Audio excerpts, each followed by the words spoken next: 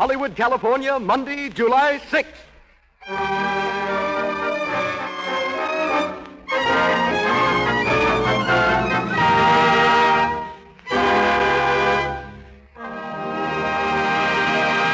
The Lux Radio Theater presents Lionel Barrymore in the Voice of Bugle Ann with Porter Hall and Anne Shirley.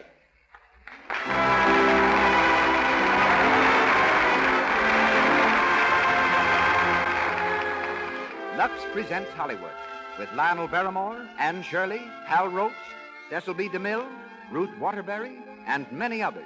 Brought to you by the makers of Lux Toilet Soap, the beauty care used by 9 out of 10 screen stars and by so many attractive women everywhere. We also salute a distinguished audience. With us tonight, I see Eileen Pringle, Paula Stone, and Cary Grant. Welcome to the Lux Radio Theater.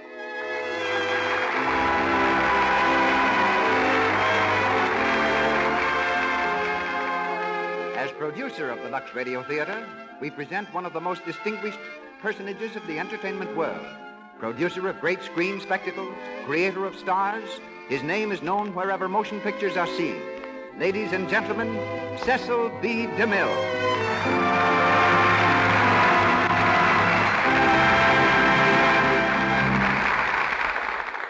Greetings from Hollywood, ladies and gentlemen.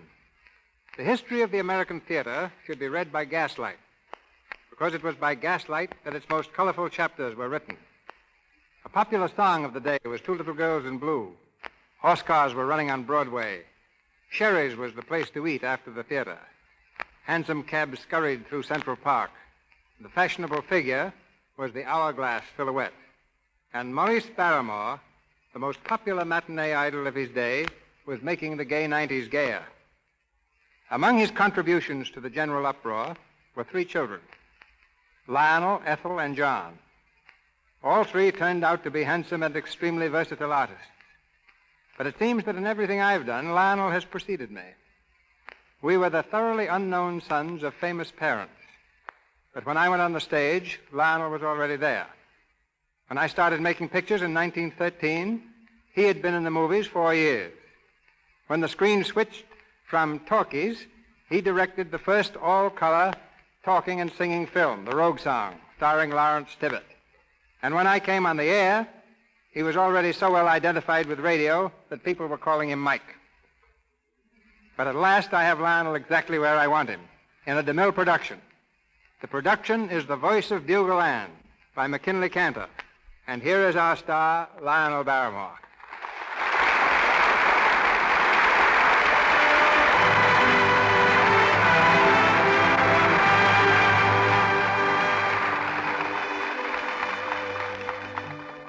The chief sport of Missouri farmers is fox hunting. Night after night, they gather in groups and let their hounds loose on the trail. Far or near, they know each hound's voice. They know when the scent is hot and when the fox has doubled on its trail. They sit by friendly fires before and after the chase. There's such a fire burning now. And toiling toward it through heavy underbrush, we see the shadowy figures of Spring Davis, a grizzled old farmer, played by Lionel Barrymore, and his son, Bengy. Can I help you, Paul? No, I don't need no help. You just take care of yourself, son. I can hear the hounds coming this way. That the fire right up there? Yeah. I can see old Calhoun Royster standing up by it, and Bake, and some other fellow. Who's that? You, Spring? Yeah, me and Bengy. Well, come on. You're missing the whole thing. Well, got here as fast as we could, Cal. What ails you? That Molly Pitcher hound of mine. She's going to have a litter. Evening, Bake. Evening, Mr. Davis. Evening, Benji. Evening. Spring, this here gentleman over here is Mr. Tanner. He's from the city. Sells insurance. Evening. How do you do? Come up to listen to the hound? Why, yes. Mr. Royster, Cal here, was talking so much about it this afternoon, I asked if I might come along. Oh, glad to have you. This is my son, Benji. How do you do? Evening. Throw another log on the fire, Big. Pretty near to going out. Listen, they're over the ridge of Heaven Creek now. The hounds are gaining. Well, how can you tell that? Oh, it's in their voices. You can tell just what's happening if you listen to them. Yes, but just where is the sport? I've heard of riding to hounds, and I can appreciate that, but this... Well, we don't ride no horses or wear funny caps, Mr. Tanner. We just raise hounds and train them for the hunt. Well, I should think there wouldn't be any foxes left in this part of the country, killing so many. Oh, we never kill the fox. No. He holds up when he gets tired, and the hounds come home. Do you mean the fox will run again another night? Don't they ever learn anything from experience? Yes, sir, they learn. And they run again night after night, year after year. Yes, sir, year after year. And do you do this all night and every night? Oh, not every night, no. Sometimes it rains. Or sometimes it's just the opposite. Sometimes the weather's too dry. Well, sometimes we get long damp spells. Yeah, too damp. No, Mr. Tanner, we don't come out every night, but Cal and me ain't missed many good nights the last 50 years. Well, considering how it's pretty damp out here, it might be a good idea to take out some health insurance. Coming on to rain, Spring. Yeah, no hunting tomorrow night. Now, look here, about that insurance, Someone's coming up the hill, Paul. Maureen. Oh, Maureen. it's Mother, Paul. What's ailing, Ma? You better come home, Pa. Molly Pitcher's restless and nervous. She ain't acting right. Well, I guess her litter's about due. She crying? No, just restless. Well, I'll go. You stay here, Benji, till the foxes hold, then you bring the pack home. All right, Paul. Come along, Ma. We'll head for the house.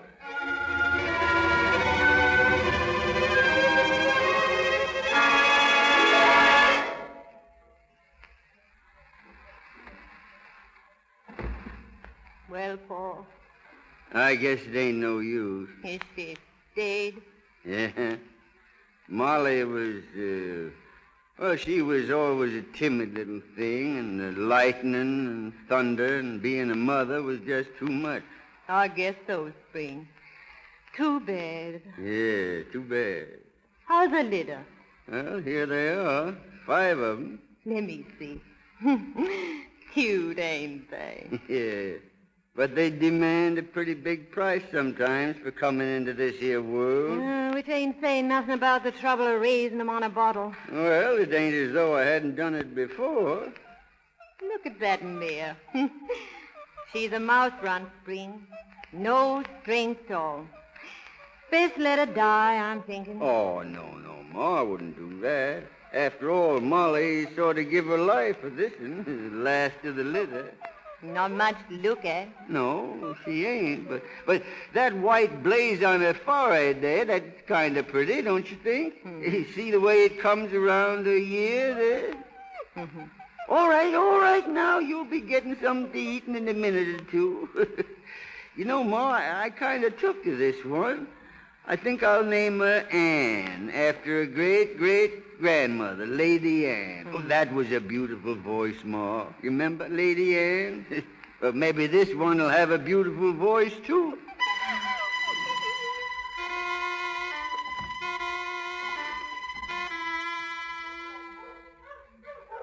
Put another stick on the fire, babe. I'm near. I'll do it.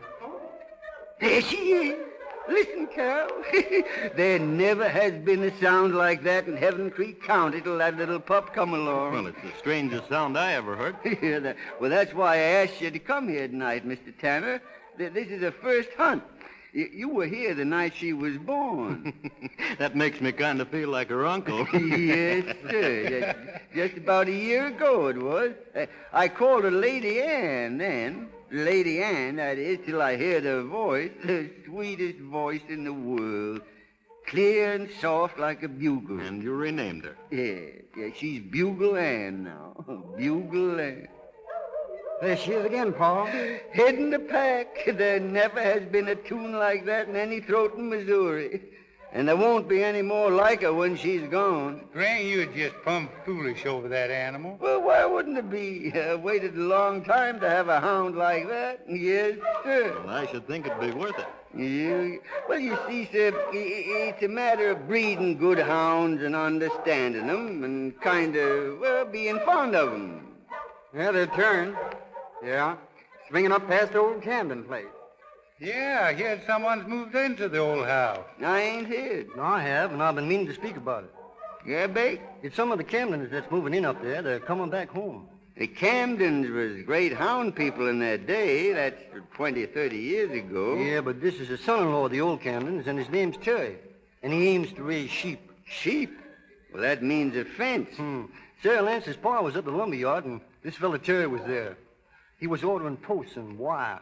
Wire? What kind of wire? Wolf wire. Hog-tied, bull-strung, and horse-high. I remember this Jacob Terry. Sure enough. He married Effie Camden. I heard she died up in Jackson County, leaving one daughter. It seems to me the daughter's first name was Camden. Well, I wouldn't call this Jacob Terry a pleasant man. Yet he once whipped a horse with a hunk of hickory. Oh, well, you can't condemn a man on what you hear. Any man can be reasoned with. Maybe we can reason with him about this fence. Why do you object to Terry having a fence, Mr. Davis? Well, in the first place, a fox hates such a fence. See? He's liable to shy off and leave the country because of it. But some foxes do like it, and that's even worse. Because a hound runs about 15 miles an hour, and he hits a wove wire fence in the dark. Now, the fox is little. He's got through without choking to death, but the hound, he's likely to get hurt. Well, you can't get good hunting in countries where they put fences across the fox range. No, I reckon we better make a visit on this here Jake Terry tomorrow. Nobody's ever put up such a fence in these parts. There's Bugle Ann again. They've holed. I guess we better call her back, Paul. Yeah, hand me my horn, Benji. A bugle? Will she come for that? Yes, sir. And there's nobody in the world got leave to call Bugle Ann except me.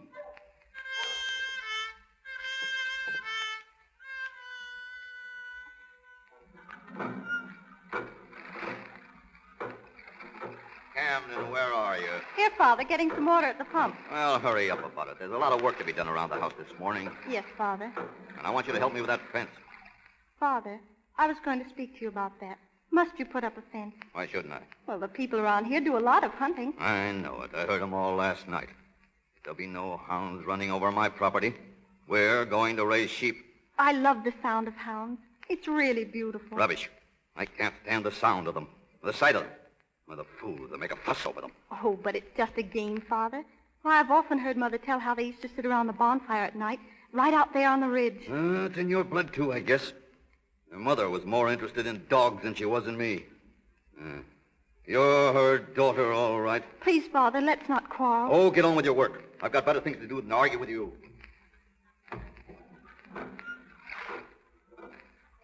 Good morning. You're Miss Camden, I reckon. Yes.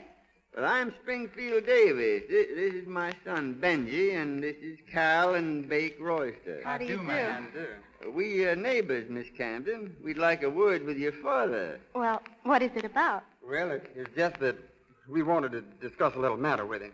Oh, Who are all these people, Camden? they want to speak to you, Father.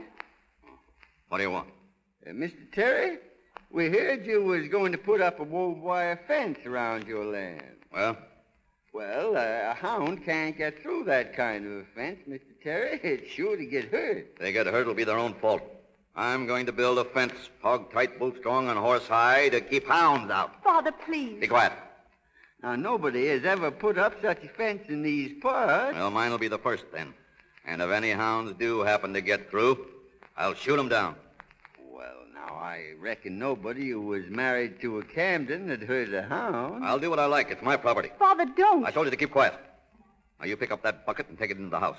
Yes, Father. Well, let me help you, Miss Camden. You don't need your help. But I was... You put down that bucket. I'm only trying to help. You heard what I said, Joe. Don't say it.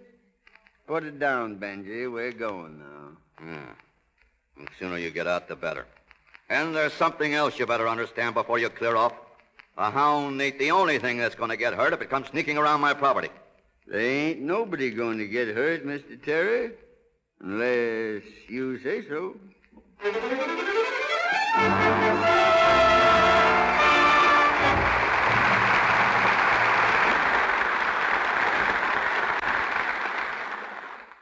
You're in the Lux Radio Theater on Hollywood Boulevard.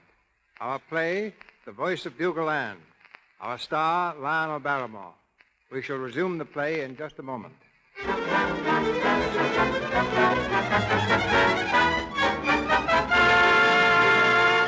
Now we take you on a quick tour of Hollywood. Sightseeing buses do a tremendous business here in the world's great movie capital. Picture yourself on one of these buses now, going down Hollywood Boulevard. Don't miss anything. Here's the tour conductor. Corner of Hollywood Boulevard and Vine, ladies and gentlemen. Most famous intersection in Hollywood. A few doors to your right, down Vine Street, the popular Brown Derby Restaurant. Now, straight ahead, on your right, the Lux Radio Theater, the most famous radio theater in the world. Well, will you look at the Lux Radio Theater? Why, I always thought it was an imaginary place. Oh, ma'am, it's real. Mother, I knew that. It's the place those wonderful Lux plays are broadcast from. Remember? After I heard the first one, I began to use their Lux toilet soap. Yes, I do remember now. Seems to me your complexion looks much nicer since you started using it. Well, if you can believe Bill, it does. He says my complexion's elegant. Now we are turning into Gower Street, ladies and gentlemen. We see the home of the famous RKO Radio Studios. And as we turn around Melrose... Too bad our bus can't stop. We'd be proud to take you inside those famous studios. Or we could show you Lux toilet soap in every dressing room. Kept there because RKO Radio girls and famous RKO radio stars like Irene Dunn and Ginger Rogers prefer this gentle soap. Just like you, they want to keep their skin lovely, free from dullness, tiny blemishes, and enlarging pores that mean cosmetic skin. Lux toilet soap guards against this danger because its active lather removes dust and dirt, stale rouge and powder thoroughly. We know you'll like the way Lux toilet soap keeps your skin. Try it.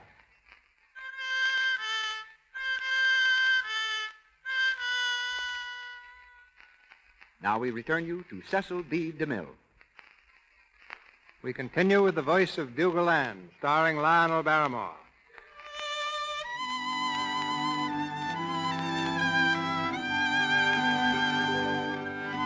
It's several weeks later. Bengy and Camden have been seeing each other almost every night.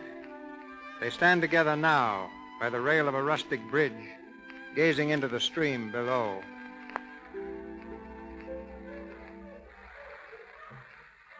It's beautiful, isn't it, Benji? Yes, it is. But I guess you kind of make it more beautiful, Camden. That's nice to hear. It sure isn't hard to say. Your pa's hunting tonight. Wind is changing, too. The scent will be fairly free, I guess. You talk like an old-timer, Camden. It must be in the blood. I guess it is. I lay awake nights listening to the dogs. Oh, I've got so I know their voices. When I hear Bugle Ann, I just go cold all over. Well, she has the sweetest mouth that ever was in Missouri. In the world, Benji. I wish you could make your father feel that way. Oh, I guess he really does deep down. I'm sorry he doesn't treat you better, Benji, so you could come right up to the house to see me. I don't like you sneaking around behind his back. Well, I gotta see you somehow. Oh, you've done your best, Benji. Oh, it isn't that Father's mean, really. He's just unhappy. Well, I'm sorry you are, Camden. Not when I'm with you. Camden, honey, what are we going to do? I don't know, Benji. It's awful this way. It's all so hopeless. I know. Listen. They're heading over toward your place. I hope they have sense enough to keep away from that wire fence. Oh, Benji, if they ever ran into it. I think I better go find Pa. If Bugle Ann ever gets hurt, he won't be responsible for anything. Benji, I'm worried. Well, I'll be all right. Come on. You can drive me back to the car in your place. I'll walk on from there. Benji, you won't let there be any trouble, will you? Not if I can help it, honey. I don't want anything else to come between us. Oh, Benji, darling.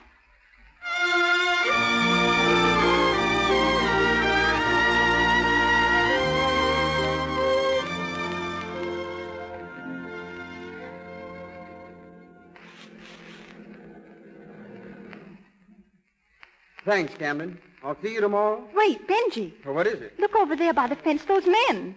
It's Paul. Something's happened. Come on.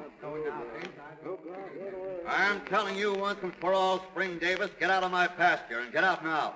You can put that gun down, Mr. Terry. It don't scare us at all. I come in here after my hound. Well, it ain't here. If it was, it's got no business among my sheep. It's Bugle Ann. She wouldn't hurt nothing.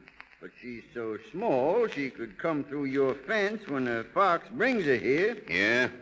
Well, get this straight, old boy. I'm going to raise sheep, and I don't care a hang for all the hounds in Missouri. Now, you keep yours off my land, or they'll get a dose of number 10 shot in the hind end. Well, what's the matter, Paul?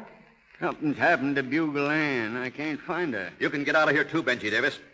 There's more than just hounds give me a peeve, and you know what I mean. If you're talking about Camden, Mr. Terry... I am.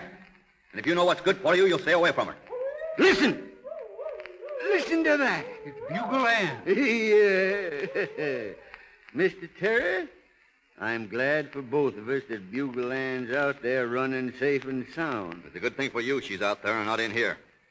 Foxhounds and Davises, they're all the same breed. And I'll kill any cur that steps on this grass. Jake Terry, if you shoot a Davis hound, I'll blow you clean to glory. Come on, Benji. Cal. Better round up the track, Spring. Getting kind of late to be out. Good-for-nothing ridge runners. Father, What do you want? it isn't all their fault. They were trespassing on my property. I know, but, Father, you could put up a fence that would keep your sheep in and not hurt their dogs. Oh, you're siding with them. No, Father, I'm not. Your mother always sided against me with her people. Oh, but you're so unreasonable. Those folks don't want any trouble. Why, they'd like to be friendly with you. Oh, I see. So they're already your friends. Sometimes I don't understand you, Father. Where were you tonight? I was out in the car. You said you were going to a picture show. I changed my mind. It was so warm. You lied to me. You just wanted to lollygag with a no-account lazy pup who... Stop it! I won't let you talk that way about Bengy Davis. I said I didn't want you to see any more of him. Oh, listen, Father. Didn't you ever love Mother a little? Even in the beginning Don't try to get around me. I told you to stay away from me. You've got no right to say it. I've got to see Benji. You'll not lie to me again or disobey. I love him. And what you say or do won't make... Maybe that'll make some difference. That's the last time you'll ever strike me, Father. It ain't the first and it ain't the last. You'll do as I say. I'm leaving you, Father. I'm leaving you tonight.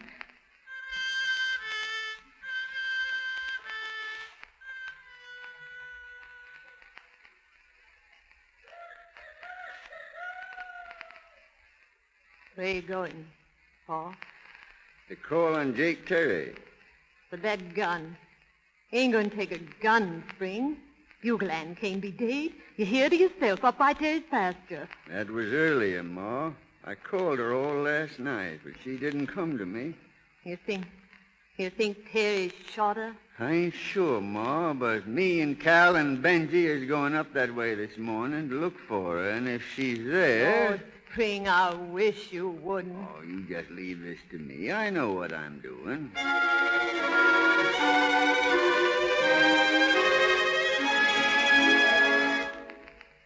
Don't see any sign of her, Spring. Well, she isn't here, that's sure.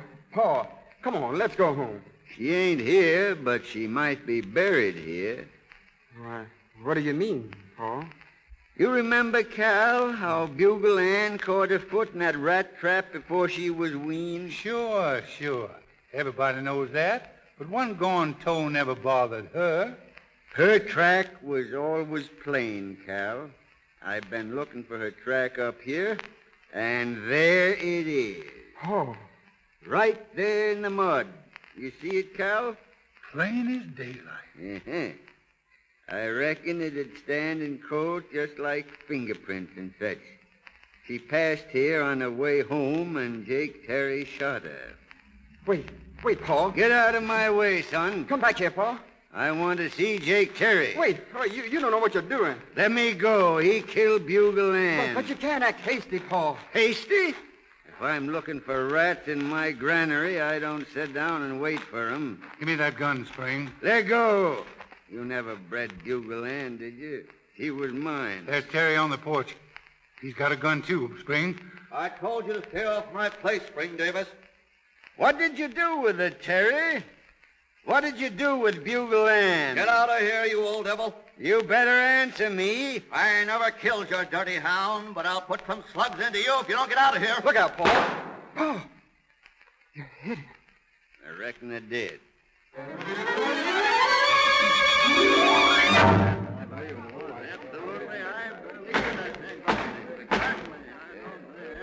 Miss Terry, you are under oath to tell the truth. You know that. Yes, sir. Then please tell the jury just why the defendant objected to your father building a fence. Because it interfered with his fox hunting. Where were you on the evening preceding your father's death? I was out riding with Bengy Davis. When you returned to your house, what happened?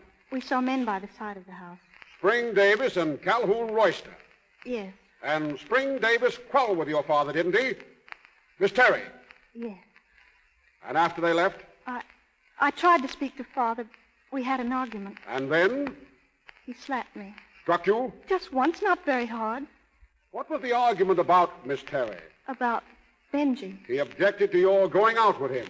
Yes. And the argument was not about dogs. Well, that's what started it, and I was... What happened then? I packed my clothes and took the car. It was my car, and he didn't stop me because he knew my Aunt Nancy had given it to me after Uncle Newt died. Go on. Well, I was angry. I didn't want to stay there. I drove away. Where? To my Uncle L. Nathan's place, up north. It was 2 days before I heard of my father's death. Miss Terry, are you still friendly with the defendant's son? We haven't seen each other, if that's what you mean. Since... One more question, Miss Terry. Did your father kill the defendant's dog? I left. I wasn't there. That's all, Miss Terry.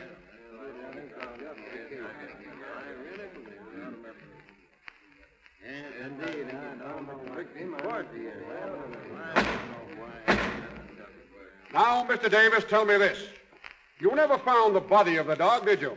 No, sir. We never found her. And it's true that you and your friends, after the killing, made an intensive search of the premises for it. Well, we knew she'd been there. I couldn't mistake her footprint because she was one toe shy. Never mind that. You went over Mr. Terry's fence and into his yard armed, didn't you? That's correct. You were prepared to kill. I object, Your Honor. Objection overruled. Answer the question, Mr. Davis. I told Jake Terry if he harmed Bugle Ann, there'd be trouble. Do you mean to tell me you were prepared to kill a man because of a dog? Oh, now, wait a minute. I guess you never owned a hound. Answer my question. Well, I am answering it. It kind of answers itself to anybody that ever owned a hound and loved it the way I did Bugle Ann.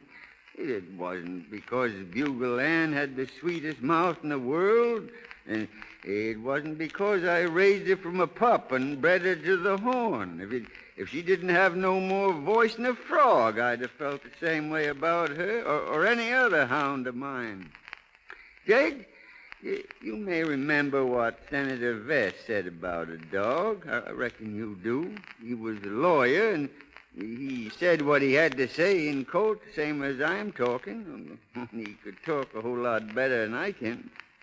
What he said was this. The best friend a man has in this world may turn against him. His son or his daughter that he's reared the best way he knows how may turn against him. The people who hoorah and cheer when everything's going good will be the first ones to heave a rock at him when he's down. The one absolutely unselfish friend that a man can have. The one that never deserts him, the one that never proves ungrateful or treacherous, is his dog. Yes, sir. A man's dog stands by him rich or poor, sick or well. He'll sleep on the cold ground with the wind blowing and the snow driving. It don't make no difference to him so long as he's there by his master's side. He'll kiss the hand that ain't got no food to give him. He'll guard the sleep of a pauper as if he was a king. And when all other friends desert, he sticks. If fortune drives the master and an outcast into the world, friendless and homeless, the faithful dog don't ask nothing more than just to be with him and guard him against any danger that he can. And when the last scene of all comes, and he's laid away in the cold ground, no matter if all his other friends go on their way, there by his grave you'll find the dog. His head between his paws, and his eyes sad but open and watching, faithful and true right down to the very end. Yes, sir. Oh, I seen it more than once. I'd kill a man if he killed a friend of mine without no reason, and a hound is as much a friend as any man, except he ain't got none of a man's fault. Yes, sir. I ain't denying I killed Jake Terry, 'cause he killed Bugle Ann. I didn't want to do it, Judge. I just had to.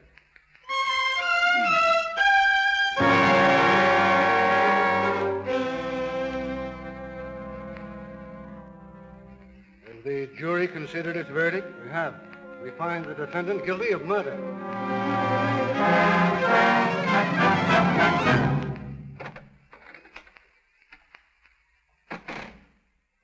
Sit down, Cal. Sit down. These cells ain't much to look at. I guess the best they can do. Here they're going to give me my sentence this morning. That's why I come, Spring. Yeah. Well, now, there's no use grieving about it, Cal. Reckon there's nothing else the jury could do, seeing as I killed him and didn't deny it nohow. Oh, they might have taken into account how you was provoked. He killed Bugle Ann, didn't he? Yeah. And he would have killed you, too, if you hadn't have given him the death shot first. Yes, well, now, don't worry about me, Cal. It ain't going to be so bad up there in Jeff City. A lot of men stand it, and they ain't no tougher than me. I'm sorry for Ma and Bengy, though. You'll do what you can for him, Cal. You know I will, Spring. You tell Bengy that Camden's really a fine girl, and I hope maybe someday it'll work out for him. It's much worse for them two young uns than it is for me. You know, Cal, I ain't done much reading lately, and this will give me a sort of chance to catch up. Oh, I'll send you the Red Ranger and the Hunter's Horn to read. Oh, now that's mighty fine of you, Cal. Spring, no, sure. Don't feel bad, Cal. It's all right. It ain't nothing. I'm kind of looking forward to the chance of getting myself in good physical shape again. I heard they got a lot of exercise up there. I reckon I've been setting out in the wet too much nights. Guess I won't be setting out nights up there much. All right, Davis. They want you in the courtroom. Yes, sir. Say, Cal, I'm kind of nervous about this. You know, I never was sentenced before. You go ahead, Cal, and tell Ma and Benji not to take it too hard. Goodbye, Spring. Goodbye. I'll do the best I can. Yes.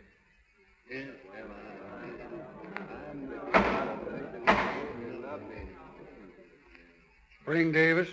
Yes, sir? The jury has heard the evidence presented in this court, and they have found you guilty.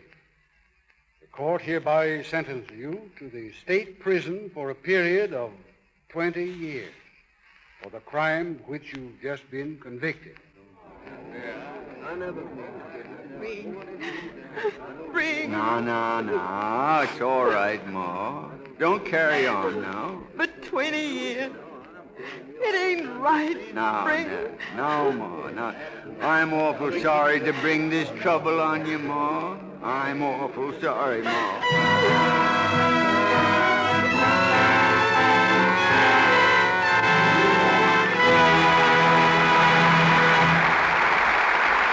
Pause for station identification. This is the Columbia Broadcasting System.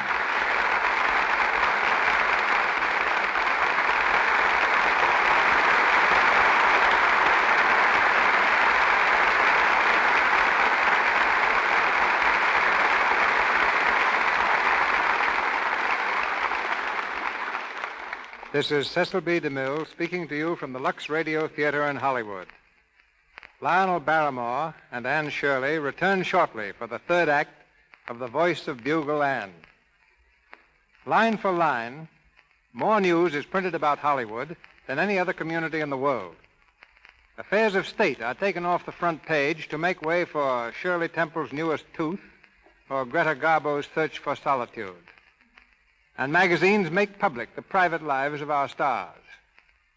Millions of people see Hollywood through the eyes of a certain editor who has left her editorial uneasy chair, to come to the Lux Radio Theater tonight. The editor of Photoplay magazine, Miss Ruth Waterbury.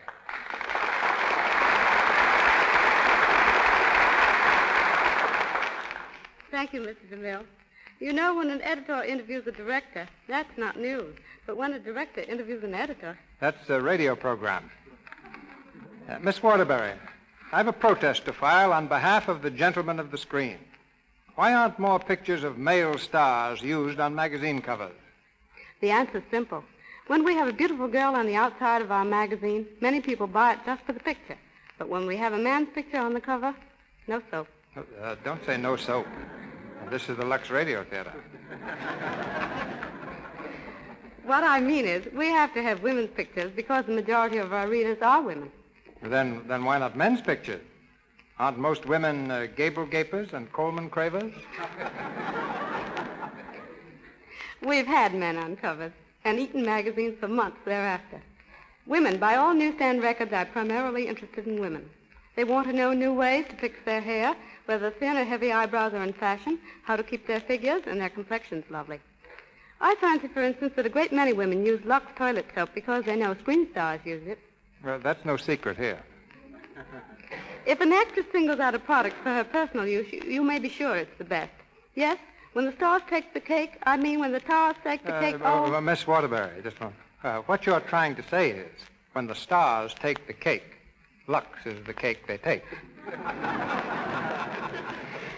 In any event, Hollywood is teaching women the tremendous importance of personal appearance, and it's teaching the world that glamour is not a quality you're necessarily born with. In other words, you, Mr. DeMille, the great glamour creator, know that glamour is just learning how to emphasize one's own personality. This, I believe, is why Hollywood today is dominating the news of the world. It is every woman's inspiration. It is teaching every woman how to emphasize her own best points. Thank you, and good night. Good night, editor.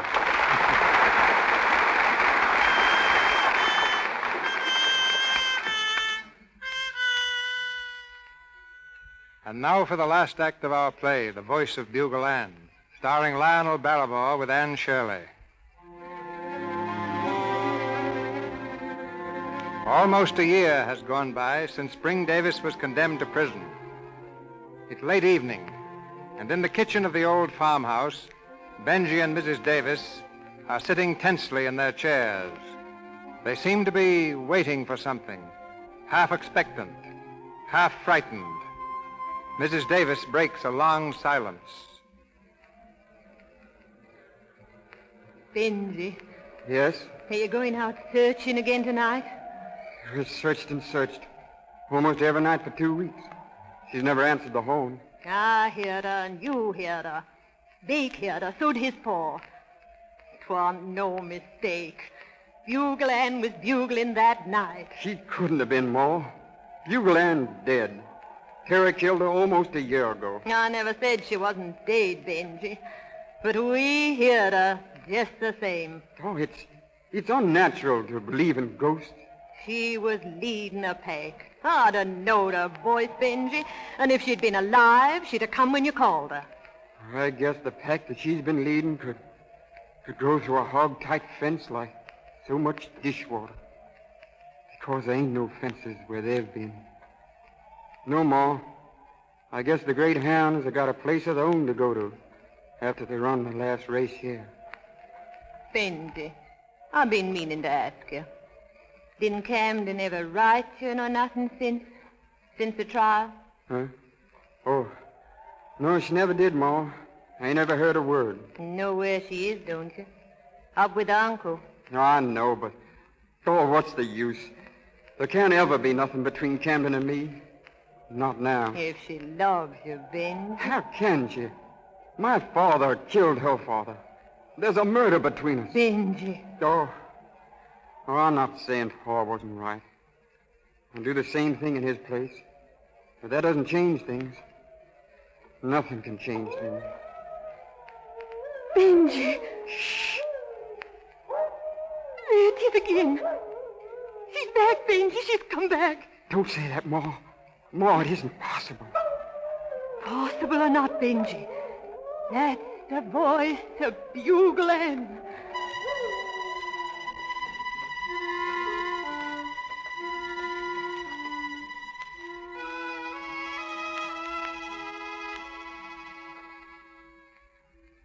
What are you doing, Camden? Writing a letter? Why, yes, Uncle L. Nathan. I've been trying to. Don't seem very successful. Got the end of that pen all chewed to bits and hardly lying down. Who's it to? No one. I'm not going to write it after all. Camden, come here. You ain't still thinking on that young Davis fella, are you? Are you? Would it be so terrible? No, not terrible, but, well, it ain't exactly right. Why not? Do I have to answer that for you, Camden? Don't you know why? It wasn't Benji's fault. He did nothing wrong. His father did? And isn't he paying for it? He's up there in state's prison, an old man, hurt and beaten, because he did what he thought was right. Camden? I can't help it. I can't help it. All right, Camden. It's all right. Uncle, how do you go about getting a man released from prison? You'd want to do that? He killed your father, Camden. I guess it's the awfulest thing in the world to have hated one's father. I'm sorry I had to hate him, but he was mean. I saw what he did to my mother.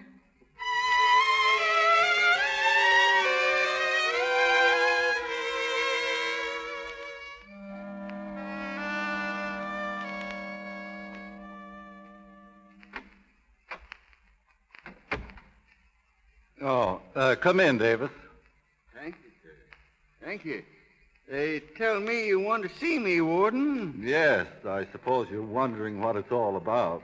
Well, about the only thing I could figure was maybe I wasn't doing so well as a gardener. Maybe you was sending me to some other prison. No, nothing like that. Mr. Davis, you're free. Free? That's right. But the judge said 20 years, and it's only nigh under 4. Here's your pardon from the governor. And I can go home? That's it.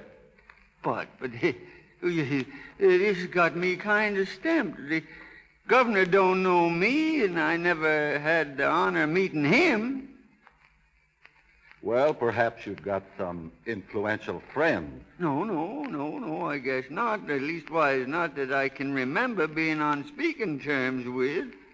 Well, it all came pretty much as a surprise to me, too, but you can go home. Home? I reckon that'll be kind of nice. Ma and Benji been writing, but it ain't like having your kinfolk close around now.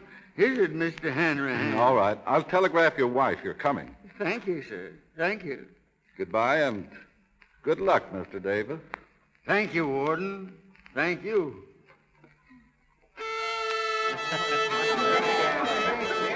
Take your partners for the day. Swing your partners. It's mighty nice of you, Ma, to have all the folks over. Oh, we're so glad to have you home, Pa. It's a real celebration. How do I look? Am I all right to go downstairs? Yeah, let me fix your tie. There, that's better. You can come down anytime you want to now. We'll have dinner whenever you want it. Well, son? Pa, I want to speak to you. Now? What about? Well, I closed the door. Pa, I got something I want to show you. What, Benji? Look, Pa. Dog's collar. Bugle Ann's collar. That's right, Pa. Bugle Ann's collar. Where'd you get it? Where is she? Now, sit down, Pa. Sit down and be calm. And... You found Bugle Ann, and you never wrote it to me. Now, take it easy, Pa. Where was it? Where? Up in Bachelor's Timber. We never found her until last September. Bachelor's? No, couldn't have been up there. Yes. She was caught right in that old rusty wire windbreak down near the shack. Caught in the wire? Strangled? Yes. How long she been there? You couldn't tell, Pa. If it hadn't been for the collar, I wouldn't have known it was her. Maybe a year she was there. Maybe a lot more. Then Jake Terry never done it. Well, maybe Bugle Ann run up there after he shot her. Or maybe... Oh, stop your foolish talk. Well, that ain't the whole story, Pa. There was a time, the 1st of June, after you went up there, when we heard her bugling in the woods beyond Heaven Creek. She was alive then? Yes. But 3 nights ago, the night we heard you were coming home, we heard her again, Pa. 3 nights ago? We heard Bugle Ann.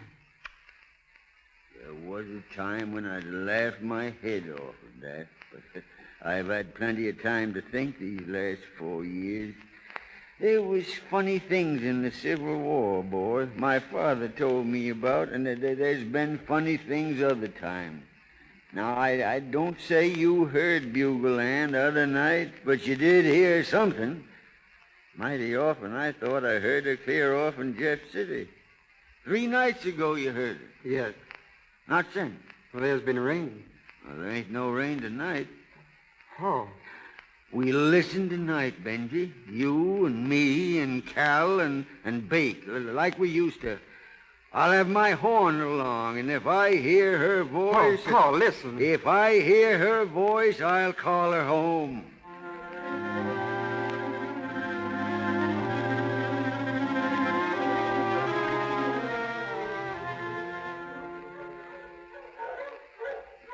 Paul, come here by the fire. That's a beeline fox, all right. Don't let no grass grow under his feet. Benji. What is it, Bake? What'll happen if your pa blows that horn he's carrying? Would she come back to answer it? Shh. Look out. It's getting sweet, Cal. Yeah, getting sweet. Listen. Listen.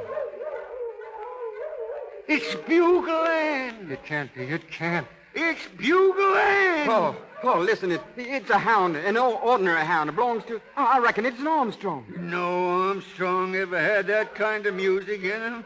No. For pity's sake, Spring, it's just a kind of an echo. Cal, if she comes real close to us, I'll blow the bugle for her. Paul, sit down. Are you plumb certain that was her collar, Benji? I reckon nobody but the Lord seen her bones hop up out of the orchard tonight. Now, Spring, you got to get hold of yourself. Get hold? Why, I bred the most beautiful tune ever played in these parts. I ain't ashamed.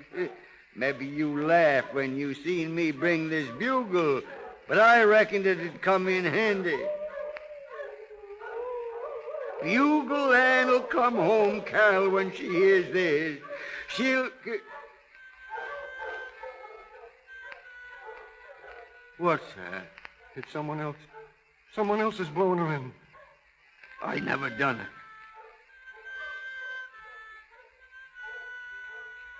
I never gave no one else leave to blow her in. Well, where'd the call come from? Up on Heaven Ridge, your path. We'll find out where right now. Come on. There it is. Another fire. There's a hound walking back and forth. That's it. That's the hound. Wait. There's a girl there. She's looking right at us. Sees us, too. Oh, it's Camden. Camden? Come on. Camden. Good evening, Benji. Well, what are you doing here? Was it you blew them notes? Yes, I did. Twice. That hound. What hound is that? I raised her. But it's got her voice. It's got Bugle Ann's voice. Yes, I know. I used to hear her. I tell you, the Lord never made no two hound voices alike.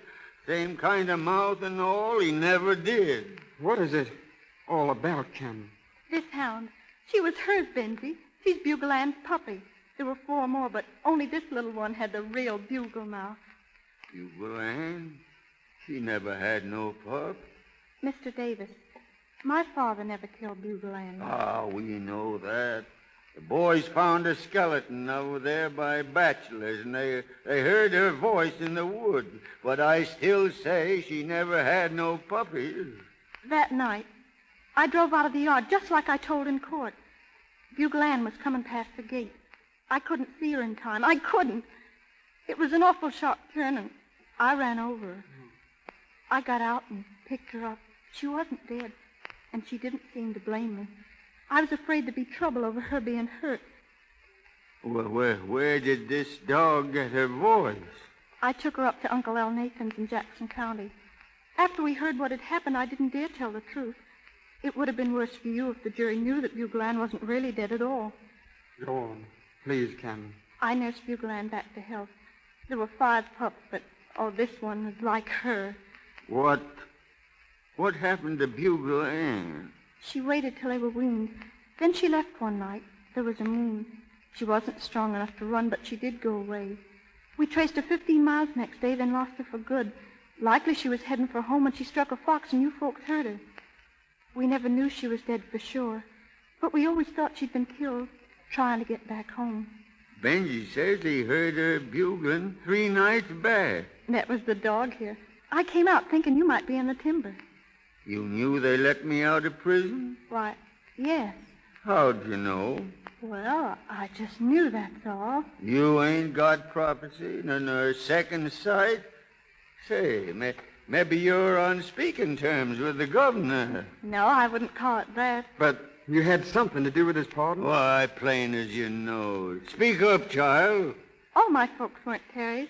There was some Camdens. That's right. They might have counted for something when considering a pardon. The Camdens mean something in this state. Why, even yet. Some of them are in the legislature, and the governor listens to them when they want something as much as I wanted you to be free. You did it, didn't you? Oh, I just did what I could. I told them about Mr. Davis. Well, thank you, Miss Camden. Oh, please.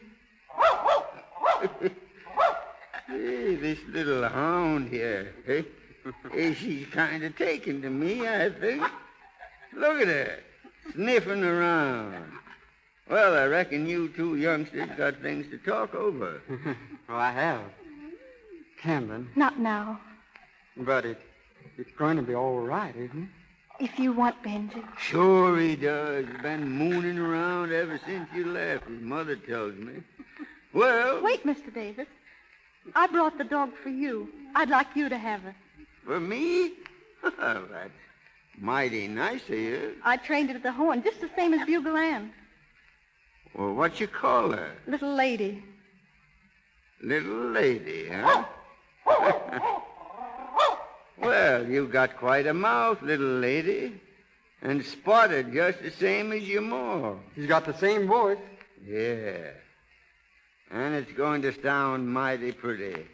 Coming clear across the hills. Mighty pretty, little lady.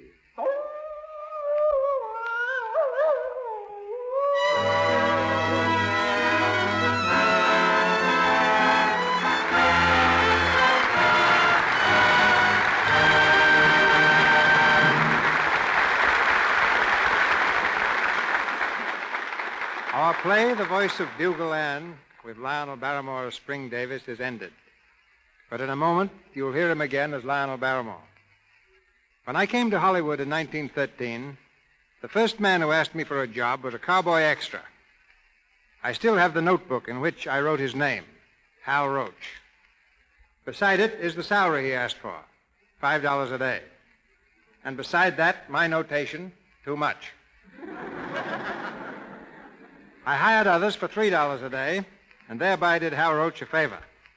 He went out and started his own studio, making comedies featuring another unknown extra named Harold Lloyd. In time, he started the Our Gang series, and the motion picture industry now awards him the laurel for producing more comedies than anybody else in Hollywood. Wait a minute, C.B. If you're going to mention Laurel, you've got to mention Hottie. Mr. Hal Roach, ladies and gentlemen, who insists that among his laurels is Hardy, and many other great comedians, including B.B. Daniels, whom I stole from him.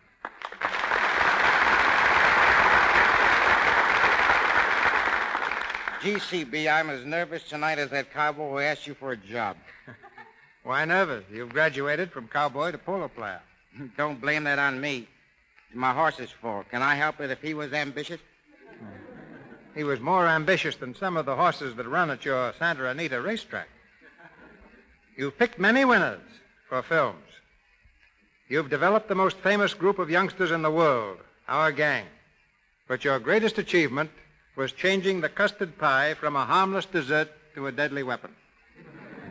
But you have developed the most famous character in Hollywood. Which one? The Yes Man.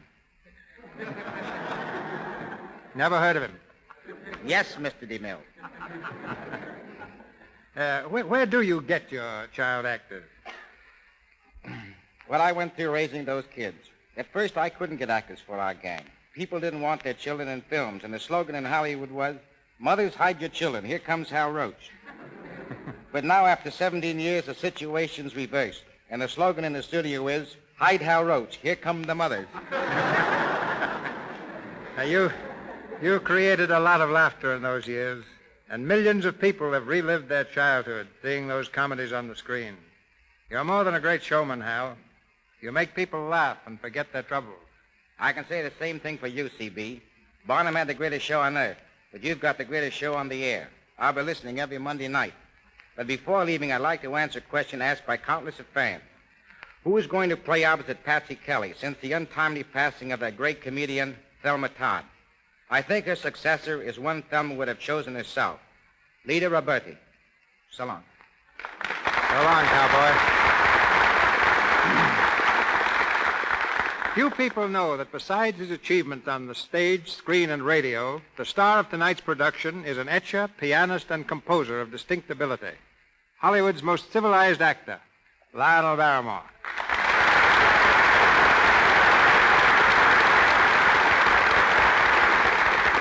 Well, thanks very much for the bouquet, C.B. There's one flower I left out of it. We all know you're a great actor, but few of us know that you invented one of our most important mechanisms, the movable microphone. Well, somebody had to do something. You see, ladies and gentlemen, in the old talkie days, microphones were stationary. They were concealed in places like bookstands and floor lamps, and it was pretty embarrassing for a player to walk over to a vase and say, "Darling, I love you." So I putted around with a few wires and screws and gave us an instrument which follows the player and picks up every word naturally. I hope you remembered to patent it. You know, Edison forgot to patent all the rights of the motion picture machine. That little oversight cost him many millions. But if it hadn't been for that invention, I wonder where you and I'd be right now. Well, you'd probably be writing and directing plays, and I might be a commercial artist. I remember you once deserted the footlights and turned painter, but the paint didn't stick. Now, you're an actor and the son of an actor. Well, I guess so. Blood must be thicker than watercolor. I'm looking forward to seeing your portrayal of Andrew Jackson in your next picture, The Gorgeous Hussy. It's going to be quite a change to see you without whiskers. Well, I've been wearing beards and mustaches so long I'd almost forgotten how I looked myself. It's a real relief to be able to wash my face again. With Lux, I hope. Lux? Why, you can't turn around in Hollywood without running into that soap. In one picture, I'm Norma Shearer's father, and she uses it, and then I'm some other girl's uncle, and she uses it. And now I come over here, and there's a broadcast about it. Even Anne Shirley, who played in tonight's show, uses it. I certainly do, Mr. Barrymore. My complexion is no better friend than Lux toilet soap. You see? That's all I hear. Lux, Lux, Lux. And why do you listen? Well, because I like it, too. Good night.